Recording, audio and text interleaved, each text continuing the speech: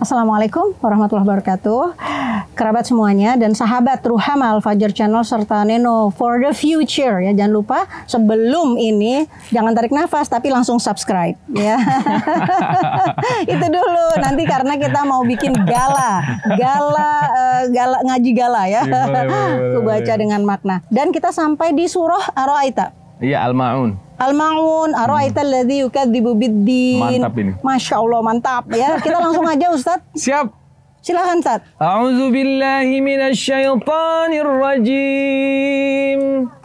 Bismillahirrahmanirrahim. Ara'aita alladzi yukadzibu bid-din. فذلك الذي يدعو اليتيم ولا يحض على طعام المسكين فويل للمصلين الذين هم عن صلاتهم ساهون الذين هم يراءون ويمنعون itu ya, sadaqallahul azim. Rimanya aja indah banget gitu kan. Masya Allah. Mari kita bahaskan lihat, semuanya Ustadz.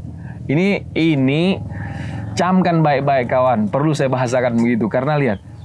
Muhammad, kau tahu nggak siapa pengkhianat yang sebenarnya? Saya terjemahkannya begitu. Kalau terjemahan aslinya supaya kita fair.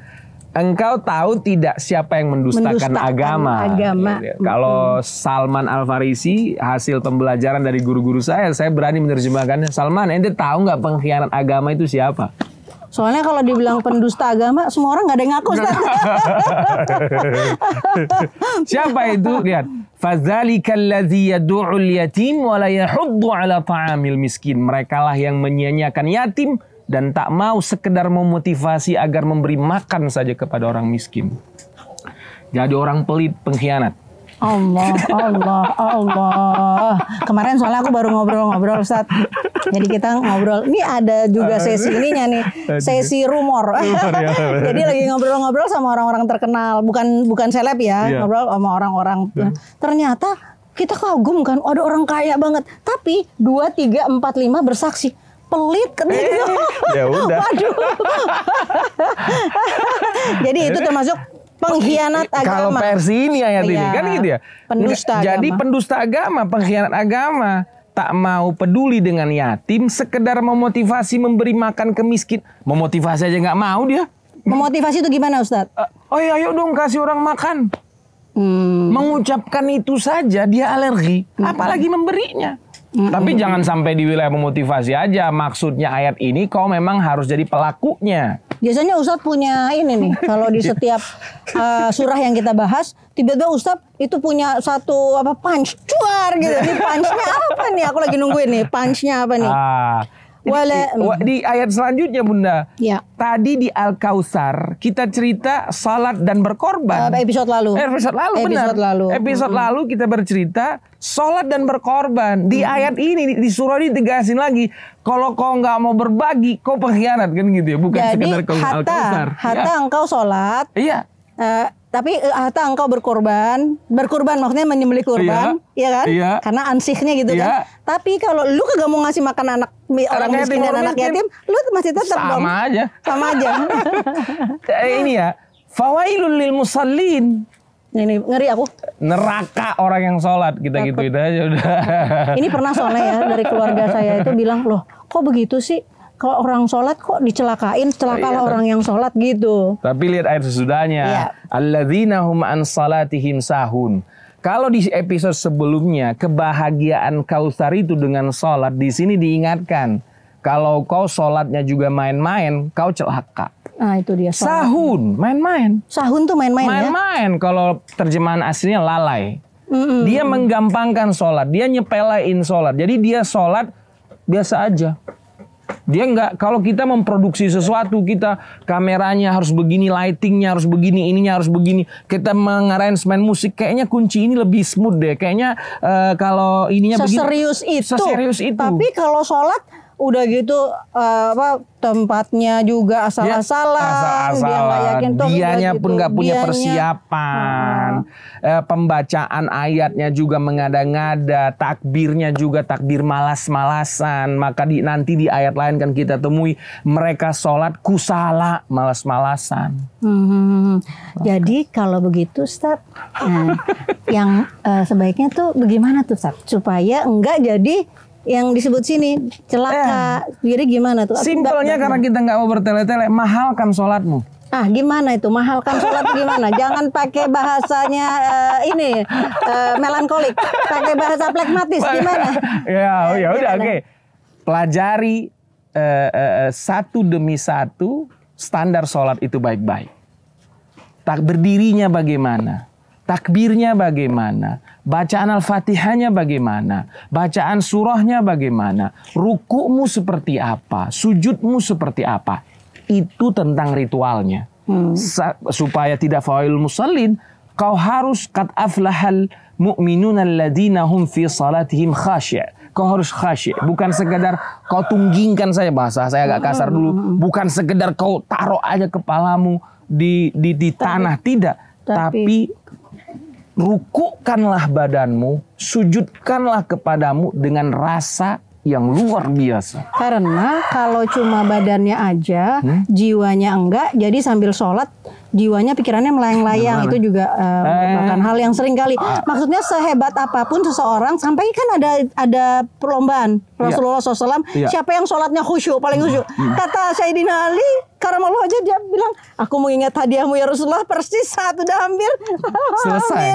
Hampir selesai. Padahal Ali diriwayatkan termasuk yang mencatat rekor khusyuk dalam sholat. Sebegitunya Ali terganggu dia. Karena memang khusyuk itu bukan hal yang sulit, tapi bukan hal yang mudah juga. Dan itu memang perlu kemauan untuk waktu. Waktu biasanya Ustaz ya, kendalanya. Waktu kita bukan hanya sekedar waktu ya Bunda ya. Membangun rasa bahwa sholat ini perjumpaan kita dengan Allah. Gitu loh. Itu yang harus dibangun. Dan ketika udah berjumpa dengan Allah, itu akan selesai hidupmu. Duka citamu hilang ya Ustaz. Kegalauanmu juga nggak ada lagi, kecemasanmu akan hari depan itu akan terurai. Sepertinya kan, kalau pengalaman saya itu Ustaz, kalau kan suka sholat ngaco, ya suka sholat, terus tapi karena ingat ayat ini, jadi ingat, aduh jangan sampai, jadi di tengah jalan sholatnya diperbaikin Ustaz. Ini ngaku nih, di tengah jalan, misalnya ruku serakaat pertama, rukunya tuh nggak pada sendi-sendi pada tempatnya gitu loh, saat nggak bisa ditaruh air di atas punggung, nggak bisa ditaruh gitu kan. Nah, tapi begitu udah ingat, ya Allah, ini Allah nanti celah nih. Begitu ruku kedua perbaikin kan, langsung perbaikin ruku kedua, bacaan di apa namanya dihadirkan gitu kan. Nah, ternyata buahnya itu luar biasa, walaupun di tengah jalan gitu Ustaz. Kalau Ustaz kan dari awal gitu. Kalau saya kan dari tengah jalan deh, separuh jalan. Kalau khusyuk ini memang belum tentu saya lebih khusyuk dari Bunda Neno. Belum tentu saya lebih khusyuk dari supir bajai sekalipun. Belum tentu. Gak ada bajai lagi. Mungkin sekarang Metro Mini juga gak ada. Supir Concorde. Begini, saya ingin mengilustrasikan gini supaya nggak sahun, supaya nggak menyepelekan. Sahun. Ya. Zaman saya SMP, kalau mau malam mingguan itu Bunda ya. Kalau ingat nggak? Kalau saya mau malam mingguan itu ya, mau ngapel jam 4 sore, kuku dipotong, dibersihkan ya. Saya belum berkumis pada waktu, belum berjenggot, rambut dirapikan, pakai perfume. Kalau di zaman saya kan di kampung mendem, tahu mendem? Zaman dulu. Ada kertas-kertas itu yang terus ngaca udah ganteng belum kita ya gitu. Si kekasih yang kita mau apel ini juga sama seperti itu. Tahu nggak hasilnya apa? Pas kita, cantik banget ya. Dia juga bilang ganteng ya gitu. Itu bisa kau dapat nggak saat sholat? Kira-kira kalau kau ketemu Allah itu, ini si Salman. Allah berkenan nggak sama Iya kita, dong, gitu. Supaya nggak sahur. Tapi saya suka sih kalau misalnya lagi sholatnya asal-asalan. Tadi kan Ustaz bilang ya. Terus pas habis sholat itu gini, aku tahu sih Allah pasti mencela sholatku ini jelek banget, nggak cantik banget. Aku gitu. mau bahas itu tapi nanti. Oke, fine. Bukan, maksud saya pembahasan itu perlu dialog. Kalau ini yang dilihat adalah YouTube ya, Saya takut menjelaskan itu ada yang terputus. Terputus, iya. Tapi yang penting sebenarnya kalau misalnya kerabat semuanya Neno for the Future, jika Anda sudah menemukan sholat yang khusyuk, ya, karena khusyuk itu bukan berarti nggak dengar apa-apa. Khusyuk itu sadar. Sadar, bahkan dia mencoba, katanya Ustadz Debbie itu, engkau mencoba untuk menarik kembali bacaanmu, hilang lagi bacaanmu, tarik kembali, hilang lagi. Nah itu adalah itu yang perjuangan yang luar biasa. Ada orang yang gitu. Khusyuk itu sampai enggak khusyuk itu sadar full tapi merasakan full. Nah itu kayaknya perlu bahasan yang itu serius. Harus tektok dia harus ngobrol. Nanti kita insya Allah bisa pakai metode yang lain nanti ya. Insya Allah ada tanya jawab ya. Kalau kita udah bisa live streaming. Insya Allah sebulan sekali mungkin kita bisa live streaming. Fawailul musallina alladzina hum an salatihim sahun ya. Lihat dong ayat sesudahnya. Sahun ya. Alladzina hum an salatihim sahun. Alladzina hum yura'un wa yamna'unal ma'un. Ya. Mereka ini sholatnya yura. Yura itu pamer. Yura itu pamrih. Yura itu apa yang sekarang foto selfie. Sholatnya selfie, sholatnya pamer, nggak ada gunanya. Maka berangkatlah dari rumah atau dengarlah panggilan azan. Seperti saya bilang tadi, saya mau ngapel malam minggu itu tadi. Itu kan nggak ada pamer-pamer. Jadi kalau kepengen dinilai sama Allah saja. Iya, gitu. Nggak ada yang lain, nggak ada yang lain. Saya hanya ingin dilihat oleh Allah Subhanahu Wa Taala saja. Nggak ada yang lain yang saya cari. Saya ini mau ketemu Tuhan saya yang memberikan saya darah, yang memberikan saya nafas, yang memberikan saya kesehatan, yang memberikan saya istri, yang memberikan saya anak, yang memberikan saya rezeki, yang memberikan saya semua segala-galanya. Dialah loh yang memberikan saya. Ini saya mau ketemu dia gitu loh. Ya, saya mau ketemu dia. Kita misalnya dibantu oleh seseorang setiap bulan. Kita mau ketemu dia. Gimana sih ente mau ketemu dia gitu loh. Atau ibaratnya fans Neno Warisman. Tiba-tiba dikasih waktu dinner sama Neno Warisman. Kau dikasih ibaratnya Neno Warisman pada masanya kan bla bla bla bla bla. Dia mengadakan waktu jumpa fans. Terpilihlah satu fans. Kira-kira itu fans selengean, pakai baju sembarangan, enggak lah, dia betul-betul sudah. Apalagi Neno Warisman bilang hanya 7 menit ya dinner sama saya. Itu ada sih dulu yang kayak gitu tuh kan ya. Oke, nanti kita bikin untuk ketemu dengan Ustadz Salman Al Farisi ya. Enggak, kalau tidak. Maksud itu hanya ilustrasi, ya, itu hanya ilustrasi. Tapi Ustadz, artinya betul-betul engkau menghargai setiap detik pertemuanmu dengan Allah begitu. Kayak gitu. Maka kalau saya bikin kita akan ilustrasikan pertemuan-pertemuan yang membuat kita itu. Kalau saya dulu gimana?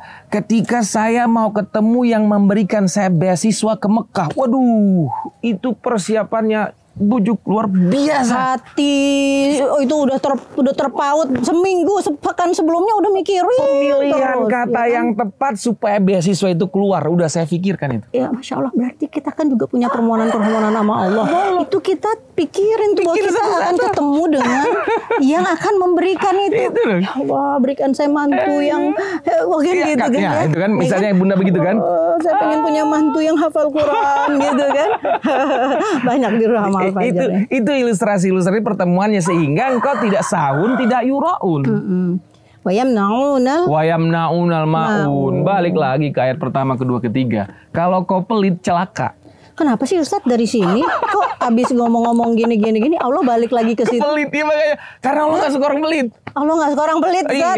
Tapi kok orang pelit banyak sih, Ustadz, makin kaya Ustadz. Kalau makin pelit makin kaya. Jadi secara negara juga Ustadz, orang pelit itu adalah orang yang mengambil semuanya untuk dirinya dan untuk yang keluar dibocorin dikit aja. Itulah yang terjadi sekarang. Itu namanya pemiskinan global, pemiskinan struktural. Dia kaya gitu. Sendirian, punya tanah hektaran, punya rumah mewah, dan dia tega loh mendengar ada orang yang nggak punya rumah, diusir dari kontrakan, nggak sekolah, kena drug, dijual dirinya, dijadiin pelacur karena nggak punya duit, sakit mati gara-gara punya duit. Ente yang kaya-kaya ini otak kau kemana? Ustadz ini selalu begitu pakai otak kau kan dia Ustadz gitu. Oke, kita terima Ustadz Salman Al-Farisi apa adanya emang begitu gitu. Tapi yang penting kita paham dan kita suka mencari nggak ada kebenaran al-haqqu min rabbik. Hak yang mengetahui kebenaran itu hanyalah Allah Azza wa Jalla. Kalau Salman Al-Farisi banyak salah. Tapi kita belajar dari orang-orang yang memang mencintai. Beliau mencintai sekali, mencintai Al-Qur'an, mencintai hadis, mencintai Rasulullah SAW.